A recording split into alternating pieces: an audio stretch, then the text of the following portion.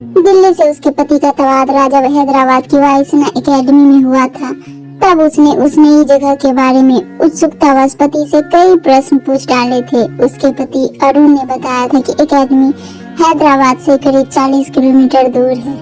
वायु सैनिकों के परिवारों के अलावा वहाँ और कोई नहीं रहता, काफी शांत जगह है। यह सुनकर रेखा काफी प्रसन्न हुई थी। स्वभाव से वह संकोच प्रिय थी। उसे संगीत और पुस्तकों में बहुत रुचि थी। उसने सोचा, चलो 3 साल तो मशीनी शहरी जिंदगी से दूर एकांत में गुजरेंगे। एकेडमी में पहुंचते ही घर मिल गया था। यह सबसे बड़ी बात थी। बच्चों का स्कूल, पति का दफ्तर सब नजदीक ही थे। बढ़िया पुस्तकालय था और कैंटीन भी अच्छी थी। पर इसी कैंटीन से उसके हृदय के फफोलों की शुरुआत हुई थी। वहां पहुंचने के दूसरे ही दिन उसे कुछ जरूरी कागजात स्पीड पोस्ट करने थे, इसलिए उन्हें बैग में रखकर कुछ सामान लेने के लिए वह कैंटीन में पहुंची। सामान खरीद चुकने के बाद घड़ी देखी तो 1 बजने को था। अभी खाना नहीं बना था। बच्चे और पति 1:30 बजे खाने के लिए घर आने वाले थे। सुबह से ही नए घर में सामान जमाने में वह इतनी व्यस्त थी कि समय ही न मिला था। कैंटीन के एक कर्मचारी से उसने पूछा, यहाँ नजदीक कोई पोस्ट ऑफिस है क्या? नहीं, पोस्ट ऑफिस तो।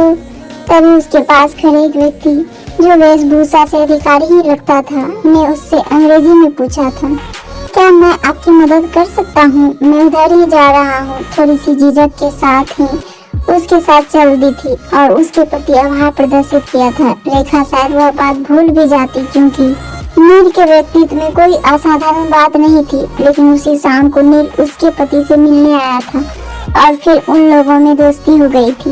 नील देखने में साधारण ही था, पर उसका हंसमुख मिजाज, संगीत में रुचि, किताबी भाषा में रसीली बातें करने की आदत और सबसे बढ़कर लोगों की अच्छाइयों को सराहने की उसकी तत्परता, इन सब गुणों से रेखा पता नहीं कब दोस्ती कर उसके बहुत करीब पहुंच गई थी।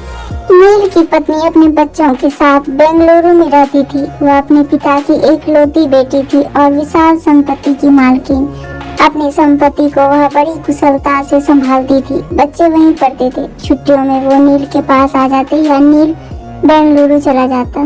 लोगों ने उसके और उसकी पत्नी के बारे में अनेक अफवाहें फैला रखी थी। कोई कहता, बड़ी घमंडी औरत है, नील को तो अपनी जूती के बराबर भी नहीं समझती। दूसरा कहता, नहीं भाई, नील तो दूसरी लड़की को चाहता था, लेकिन पढ़ाई का खर्चा देकर उसके ससुर ने उसे खरीद लिया था। स्त्रियां कहती, वह इसके साथ कैसे खुश रह सकती है, उसे तो विविधता पसंद है। लेकिन नील इन सब अफवाहों से अलग था। वह जिस तरह सबसे मेलजोल रखता था, उसे देखकर यह सोचना भी असंभव लगता कि उसकी पत्नी से पटती नहीं होगी। रेखा को इन अफवाहों की परवाह नहीं थी। दूसरों की त्रुटियों में उसे कोई रुचि नहीं थी। जल्दी ही उसे अपने मन की गहराइयों में छिपी बात का पता लग गया था। और तब गहरे पानी में डूबने वाले व्यक्ति की सी घुटन उसने महसूस की थी। यह क्या हो गया, यही वह अपने आप से पूछती रहती थी। रेखा को पति से कोई शिकायत नहीं थी, बल्कि वह उससे प्यार ही करती आई थी। अपने बच्चों से, अपने घर से उसे बेहद लगाव था। शायद इसी को वह प्यार समझती थी। लेकिन अब 40 की उम्र के करीब पहुंचकर उसके मन ने जो विद्रोह कर दिया था, उससे वह परेशान हो गई थी। वह नील से मिलने का बहाना ढूंढती रहती। उसे देखते ही रेखा के शरीर में एक विद्युत लहरी सी दौड़ जाती। नील के साथ बात करने में उसे एक विचित्र आनंद मिलता। और सबसे अजीब बात तो यह थी कि नील की भी वैसी ही हालत थी। रेखा उसकी आंखों का प्यार, याचना, स्नेह, परवशता सब समझ लेती थी और नील भी उसकी स्थिति समझता था।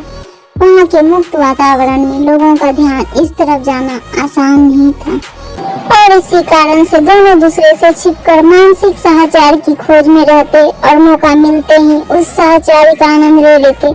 अजीब हालत थी। जब मन नील की प्रतीक्षा में मग्न रहता, तभी न जाने कौन उसे धिक्कारने लगता। कई बार वह नील से दूर रहने का निर्णय लेती, पर दूसरे ही क्षण न जाने कैसे अपने ही निर्णय को भूल जाती और नील की स्मृति में खो जाती। रेखा अरुण से भी लज्जित थी। अरुण की नील से अच्छी दोस्ती थी। वो अक्सर उसे खाने पर या पिकनिक के लिए बुला लाता। ऐसे मौकों पर जब वह मुग्ध से नील की बातों में खो जाती, तब मन का कोई कोना उसे बुरी तरह धिक्कारता। रेखा के दिमाग पर इन सब का बहुत बुरा असर पड़ रहा था। न तो वह हैदराबाद छोड़कर कहीं जाने को तैयार थी, न हैदराबाद में वह सुखी थी। रेखा की आंखें इन प्यार भरी बातों से भर भर आती, लेकिन बच्चों के स्कूल का बहाना करके वह टाल जाती। ऐसे में उसने नील के तबादले की बात सुनी। उसका हृदय धक से रह गया। इसकी कल्पना तो उसने या नील ने कभी नहीं की थी। हालांकि दोनों में से एक को तो एकेडमी छोड़कर पहले जाना ही था। अब क्या होगा, रेखा सोचती रही। इतनी जल्दी एक दिन नील का मैसेज आया। उसने स्पष्ट शब्दों में पूछा था, क्या तुम अरुण को छोड़कर मेरे साथ आ सकती हो? बहुत संभव है कि फिर हमें एक साथ एक जगह रहने का मौका कभी ना मिले। मैं तुम्हारे बिना कैसे रहूंगा पता नहीं, पर मैं तुम्हें मजबूर भी नहीं करूंगा। सोचकर मुझे बताना, सिर्फ हाँ या ना कहने से मैं समझ जाऊंगा। मुझे कभी कोई शिकायत नहीं होगी। रेखा ने मैसेज कई बार पढ़ा। हर शब्द जलते अंगारे की तरह उसके दिल पर फफोले उगा रहा था। आगे के लिए बहुत सपने थे। अरुण से भी बेहतर आदमी के साथ एक सुलझा हुआ जीवन बिताने का निमंत्रण था, और पीछे 17 साल से तिनका इकट्ठा करके बनाया हुआ छोटा सा घरौंदा था। प्यारे प्यारे बच्चे थे, खूबियों और खामियों से भरपूर, मगर प्यार करने वाला पति था। सामाजिक प्रतिष्ठा थी और बच्चों का भविष्य उस पर निर्भर था। लेकिन उन्हीं के साथ उसी घरौंदे में विलीन हो चुका उसका अपना निजी व्यक्तित्व था। कितने टूटे हुए सपने थे, कितनी राख हो चुकी उम्मीदें थी, बहुत से छोटे बड़े घाव थे। अब भी याद आने वाले उनमें से कभी कभी खून बहता है। चाहे पड़ोतों ने अब उसे उन सब दुखों पर हंसना सिखा दिया हो, पर यौवन के कितने अमूल्य क्षणों का इसी पति की जिद के लिए, उसके परिवार के लिए उसने गला घोट लिया। शायद नील के साथ जीवन इन बंधनों से मुक्त होगा। शायद वहाँ साहचर्य का सच्चा सुख मिलेगा, शायद। लेकिन पता नहीं, अरुण के साथ कई वर्ष गुजारने के बाद अब वह क्या नील की कमजोरियों से भी प्यार कर सकेगी? क्या बच्चों को भूल सकेगी?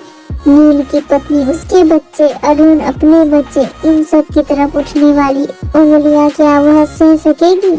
नहीं नहीं, इतनी शक्ति अब उसके पास नहीं बची है। काश नील पहले मिलता। रेखा रोई, खूब रोई, कई दिन उलझनों में फंसी रही। उस शाम जब उसने अरुण के साथ पार्टी वाले हॉल में प्रवेश किया तो उसकी आंखें नील को ढूंढ रही थी। उसका मन शांत था, होठों पर उदास मुस्कान थी। डीजे की धूम मची थी। सुंदर कपड़ों में लिपटी कितनी सुंदरियां थिरक रही थी। पाम के गमले रंग बिरंगे लट्टुओं से चमक रहे थे, और खिड़की के पास रखे हुए लैंप स्टैंड के पास नील खड़ा था, हाथ में शराब का गिलास लिए। आकर्षक भविष्य के सपनों, आत्मविश्वास और आशंका के मिले जुले भावों में डूबता उतरता सा। अरुण के साथ रेखा वहां चली गई। आपके लिए क्या लाऊं? नील ने पूछा। रेखा ने उसकी आंखों में झांक कर कहा, नहीं कुछ नहीं, मैं शराब नहीं पीती। नील कुछ समझा नहीं, हंसकर बोला, मैं तो जानता हूँ आप शराब नहीं पीती, पर और कुछ? नहीं, मैं फिर एक बार कह रही हूँ, नहीं, रेखा ने कहा और वहाँ से दूर चली गई। अरुण आश्चर्य से देखता रहा, लेकिन नील सब कुछ समझ गया था।